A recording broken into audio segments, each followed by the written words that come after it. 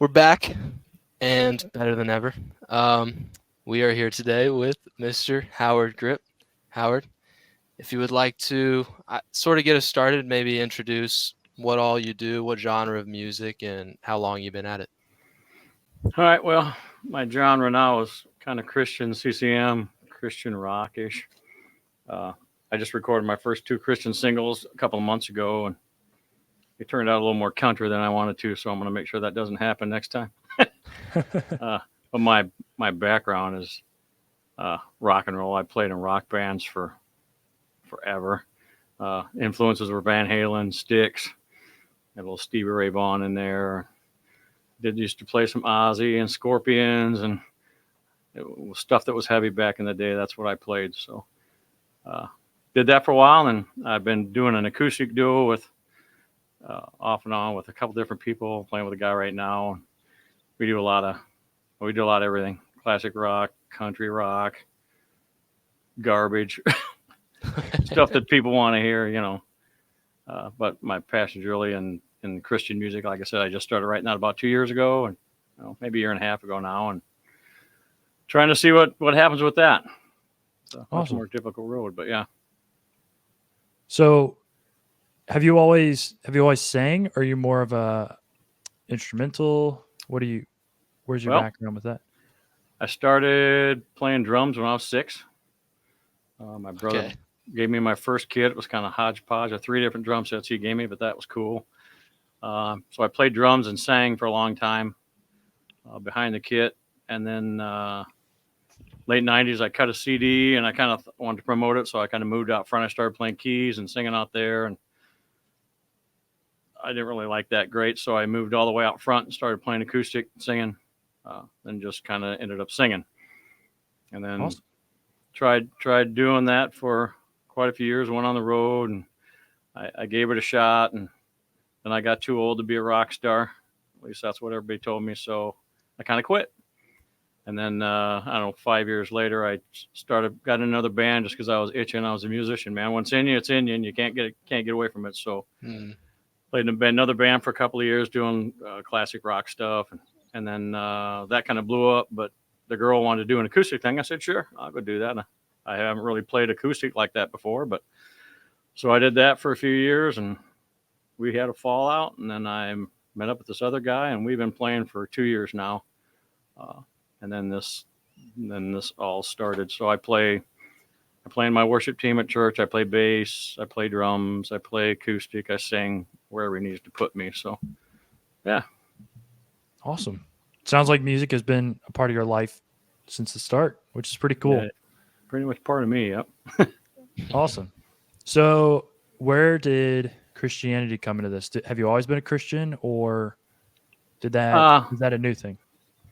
no, I was my mom worked in the church. She played organ, so that's where I get my musical backgrounds from her side of the family. She played organ in the church, sang in choir, and she I'm going to say she drugged me to church every Sunday and Wednesday and whatever other days we had to go. She didn't really drug me, but uh, yeah, I went to church with her a lot.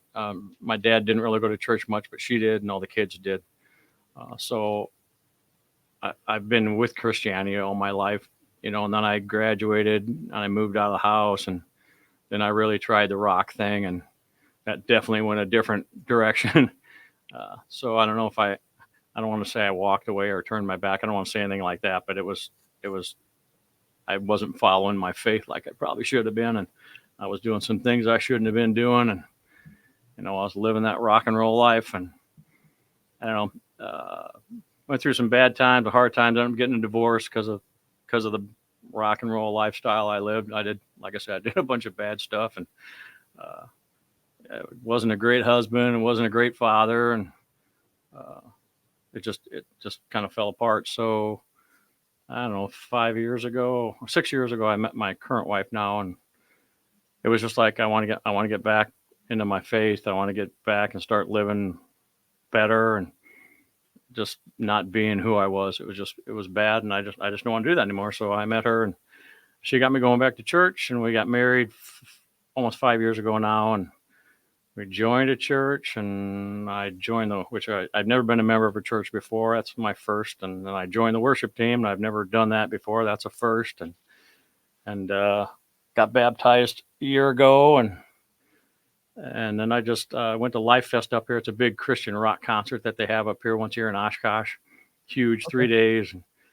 Listened to Ben Fuller, and I just felt like God was telling me to do something with my music from a Christian side of things, and I wrote my first song when I was up there. So Awesome. and now we're just seeing where it goes. Sounds great. It's awesome to hear the inspiration behind your music and the story that comes with it. Cool. Yeah. So does you play out of Wisconsin and you travel down to Nashville? Do you prefer to do that, or do you eventually want to get into Nashville and live there? As long as my boss isn't listening to this, I prefer to be in Nashville. I still got a few more years to work, but yeah, I would rather be down. I mean, it's 8.5 hour drive, 10-hour drive from here, and but I'm still pretty stoked about it, so it's not bothering me yet. I'm sure it will eventually, but I've reached out to, playing in a secular duo. We can find gigs anywhere. We can play because we're playing in bars. You can play anywhere you want, especially during the summer. Everything's outside, but trying to find places to play Christian music it's tough. That was going to be my follow-up. Is Nashville really set up for Christian music yet, or are you going to be one of the first? How does that feel? No, I think Christian music in Nashville is pretty heavy. Okay. But again, I don't know if you guys musicians or no? I know you love music, but either of you play? Not much talent there. Yeah, piano and saxophone. So the first time I went down to Nashville, which was when I recorded these songs.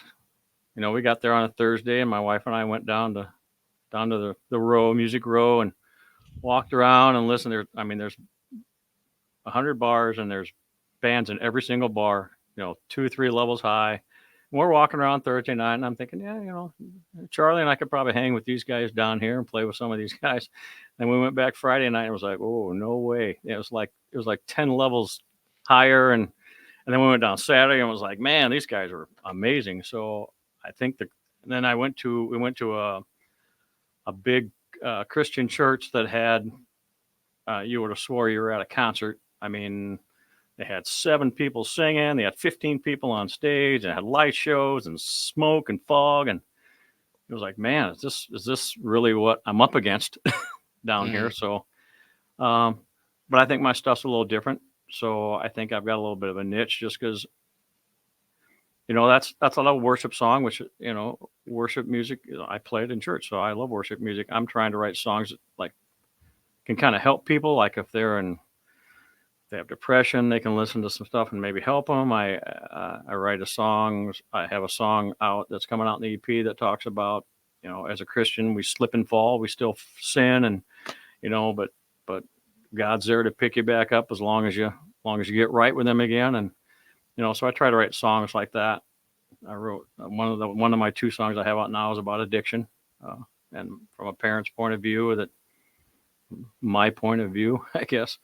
With a son that was lying on his deathbed in the hospital. So hopefully other people can relate to that, and that helps them deal with any situations they're going through with that. So, but yeah, I think the Christian scene down there is a lot bigger than it used to be.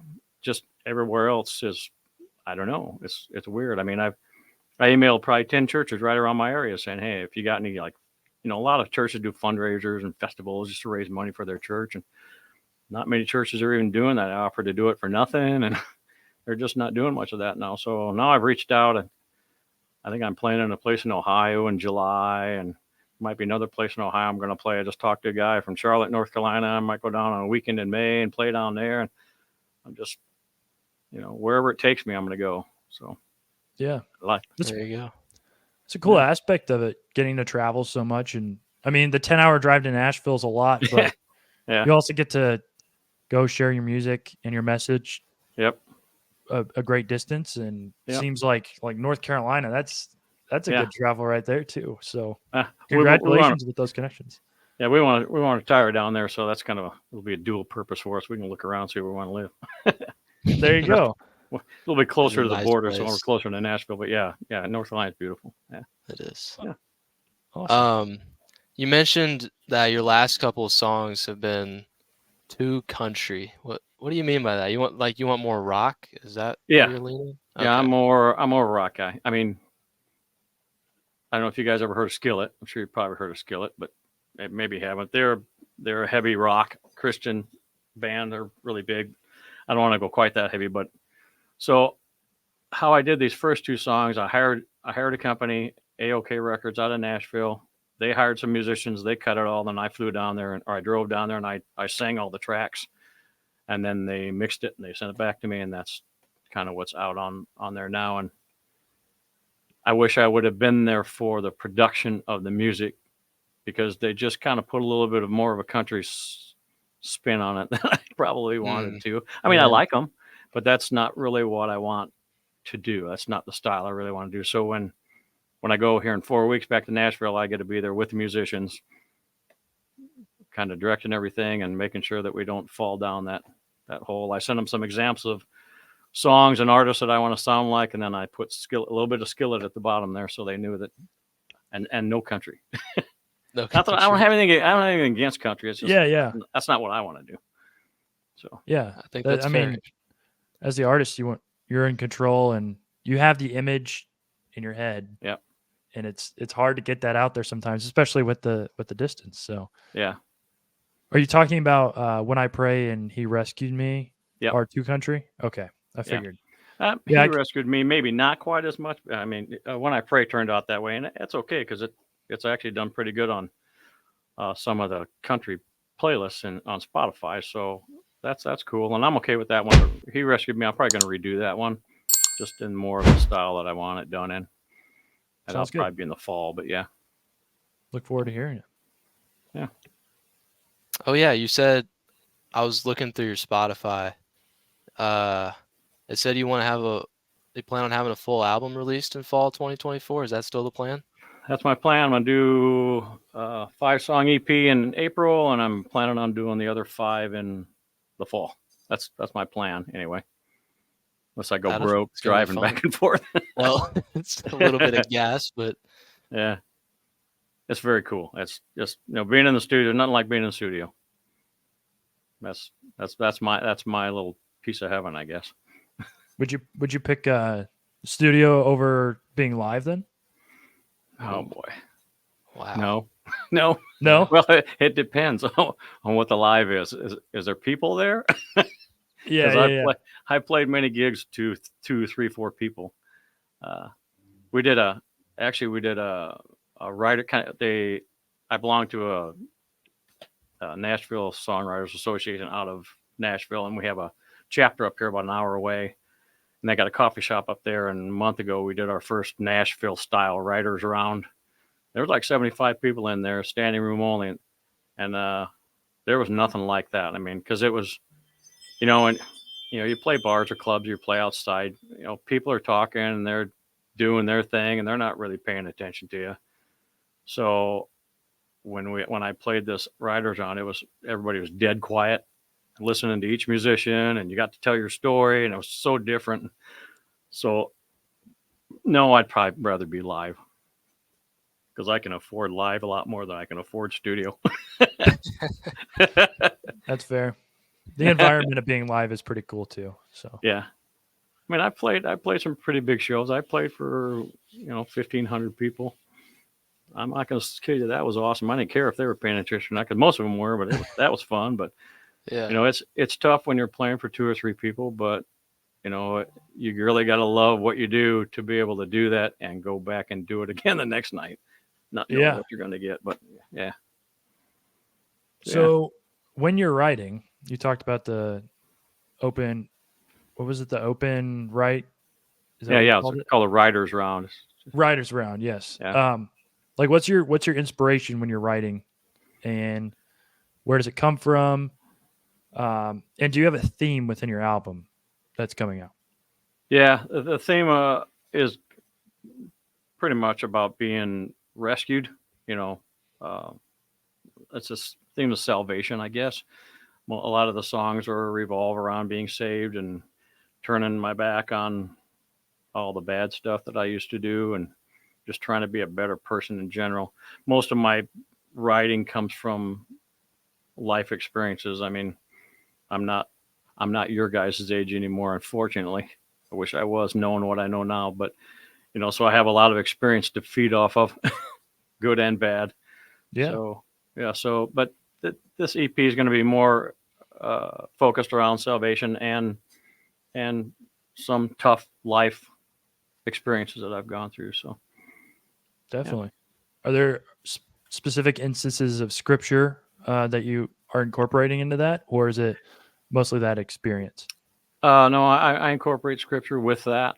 In fact, I just wrote a song called "Fearless," which will be on the EP, and that was mostly scripture, pulled out of scripture, and then molded into life with the life experiences, and kind of, I don't even know how that one came out. Sometimes it's kind of cool because, I'll read scripture. I did this one very different. I went to a cabin for 4 days, took my one dog. My wife let me go, and went in the middle of a blizzard and took all my music stuff and set it up in the living room of in this cabin. It was so cool. I've never done before, but and I read the Bible, and I just sat there and I let whatever come to me. And I wrote 3 songs out of that. Fearless was one of them. Rescued, Redeemed, and Forgiven was another one. The third one's not going to make it, but I got to work on that one some more. But yeah, so that one, those 2 songs are totally inspired from the Bible. I mean, it was just,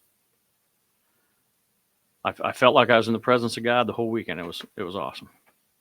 That is awesome. Yeah. Have you faced any?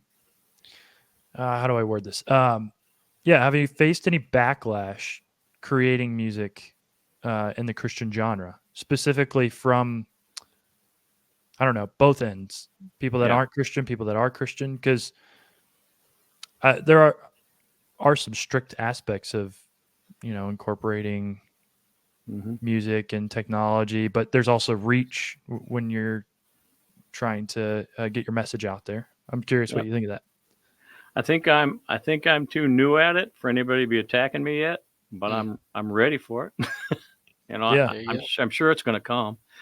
When I did that writers round, so we did it for 2 hours. 1 hour you had 3 artists, and the second hour you had 3 other artists. I was the only Christian artist there, and I had no idea when I played, because I did some testimony there too. I didn't preach, but I did some testimony, and I laid my stuff out there, and I didn't know. I mean, there could have been atheists there that could have just walked out or thrown stuff at me, or I had no idea. So I made the gig even cooler, but but I didn't get any of that, which I'm not going to kid you, I was a little surprised I didn't get something. What are you doing? How can you believe in nothing? And but I didn't get any of that. I actually got the exact opposite of that. I had people I had no idea who they were coming up talking to me and hugging me and thanking me for putting myself out there. And so I think I got lucky and got a good experience my first time out, because that's really what I want to do. I mean, I want to create a music ministry with Christian music that helps people, whether they're Christian or not. I mean, I want to help people at this point in my life. So That's awesome. Love to hear the message. yeah. Some people need that more than you can imagine. Yeah. Oh yeah. So I'm kind of interested in what music you're interested in. If you're stranded on a desert island, you'd only have 3 albums. What would those albums be? And I don't get to take my guitar with me. No. You can only listen to the albums. Yeah.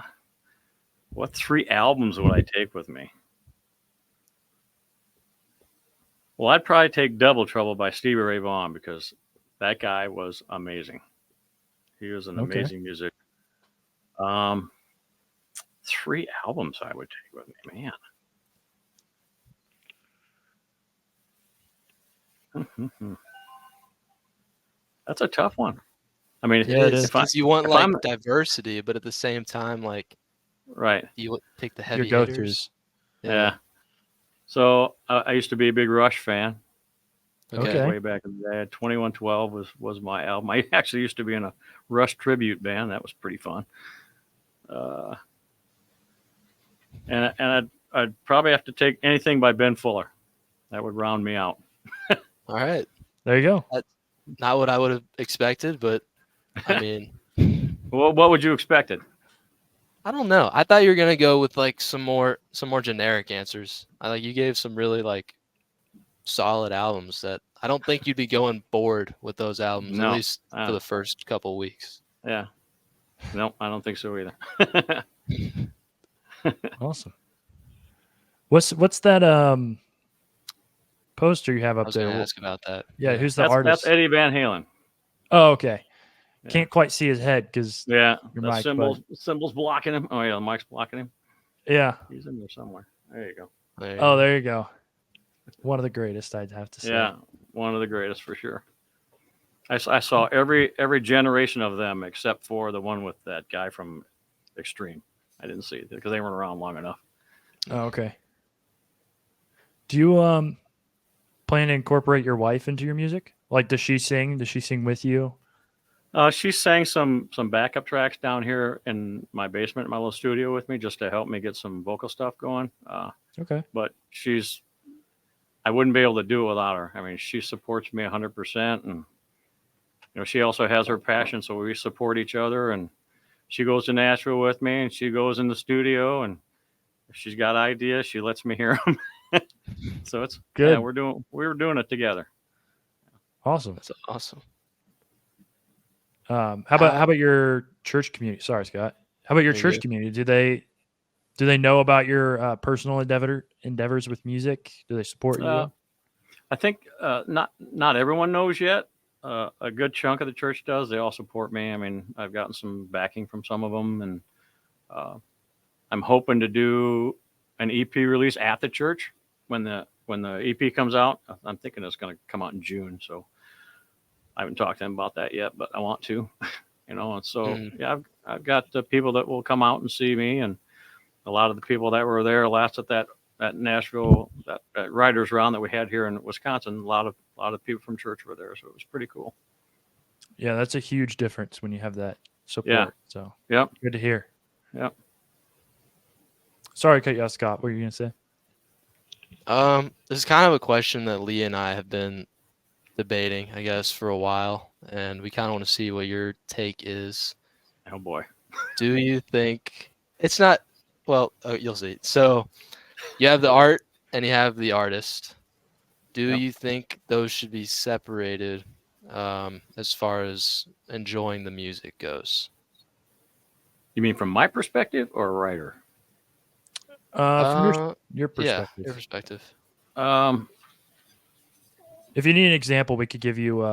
Give me an we got example. Loads of examples. I think Kanye? the easiest one would be like Kanye West. And do you follow Kanye West?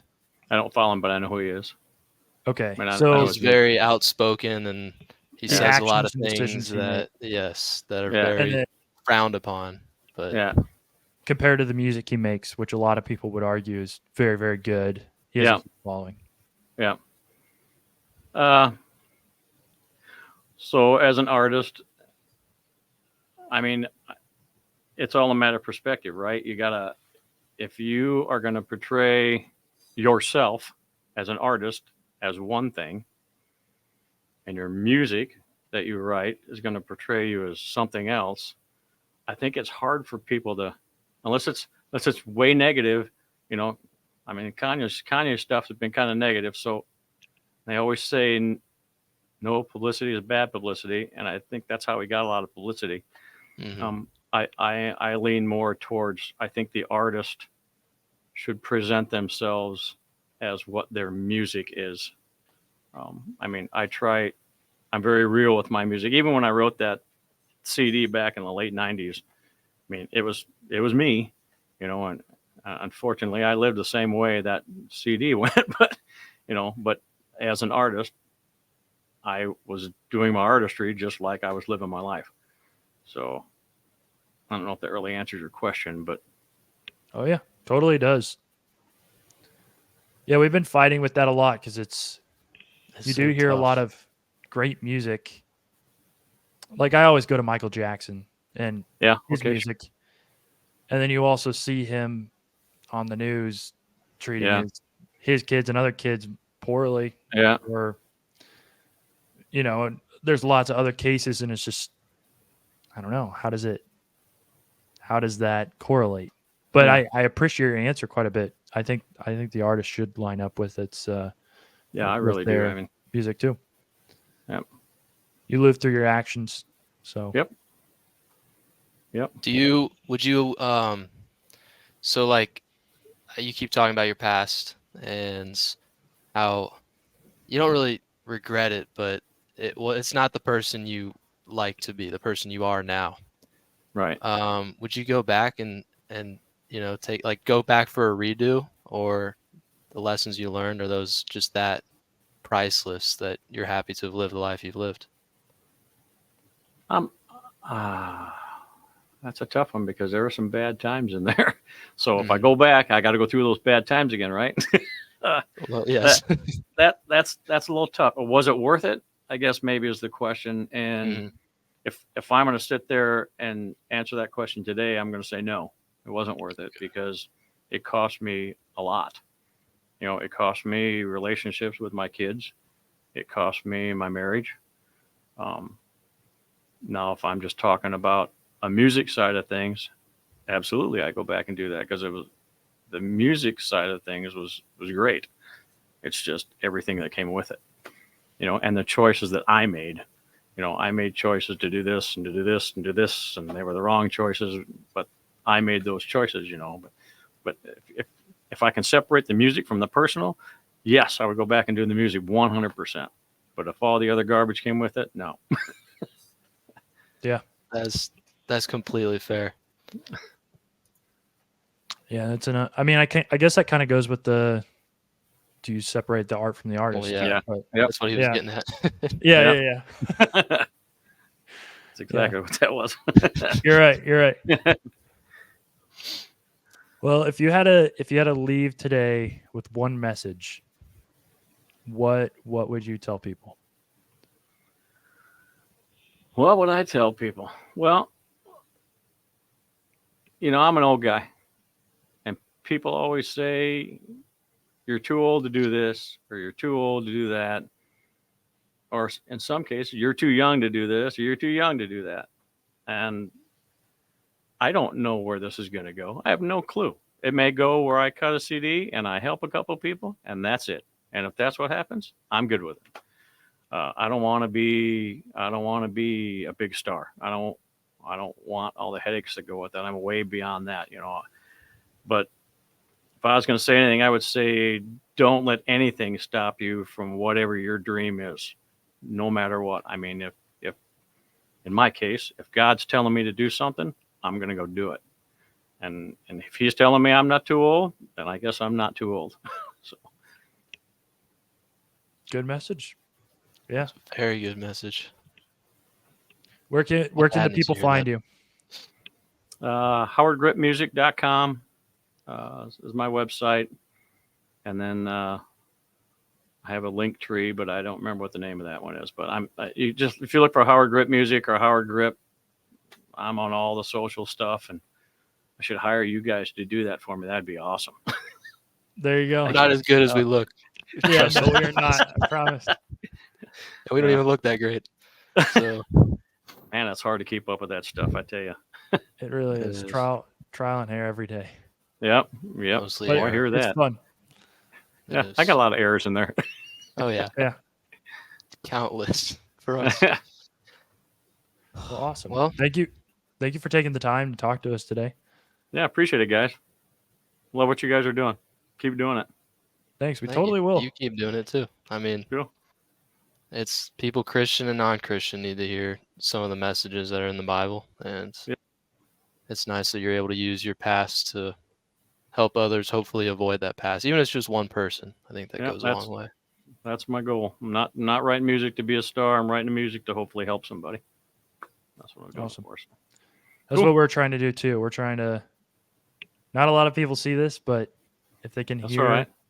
people's messages about their music, we want Yeah. them to hear it, which is just You know, means a yeah, little. one thing I always told was, I kind of make fun of that. Hey, I've played for 2 or 3 people because I have, but you never know who that one person sitting out there might be, or what you may do for them, or what they may be able to do for you. So Yeah.